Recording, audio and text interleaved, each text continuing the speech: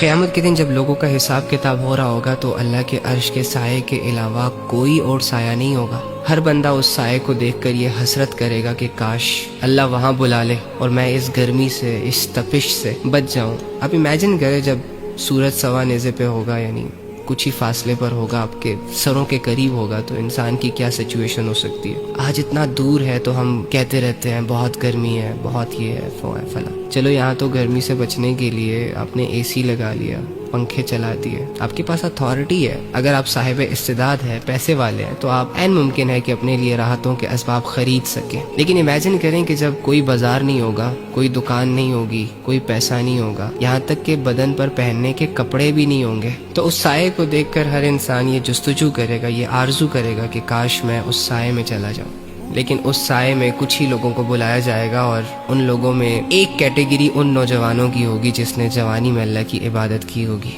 یعنی وہ جوانی کہ جس کو ہم فضولیات میں گزار رہے ہیں، وہ جوانی کہ جس کو ہم لذتوں اور گناہوں میں اور پیار محبت کے چکروں میں ضائع کر رہے ہیں۔ اس جوانی کی قیمت کتنی بڑی ہے اگر اس کا صحیح استعمال کیا جائے، تھوڑا سا صبر کیا جائے اور اللہ کے ساتھ اس کو گزارا جائے، تو ہم وہ اویل کر سکتے ہیں کہ جس پر میدان حشر میں اللہ کے سامنے بلینز آف بلینز پیپل یہ حسرت کریں گے کہ کاش ہمیں وہ چیز مل جائے۔ جوان کی توبہ سے اللہ بڑا خوش ہوتا ہے، جوانی کی عبادت اللہ کو بڑی محبوب ہے، اور دوسری جانب نفس اور شیطان کی فل کوشش یہ ہوتی ہے کہ وہ جوانی میں گناہ کروائے، کیونکہ وہ جانتا ہے کہ اگر جوان جوانی تباہ کر دینا تو بڑھاپے میں تو ویسے یہ کسی کام کا نہیں رہتا، اور دوسری جانب اگر ایک جوان اپنی جوانی کی حفاظت کر لینا تو اللہ خود اس کی طاقت بنتا ہے جب یہ کمزور پڑ جاتا ہے۔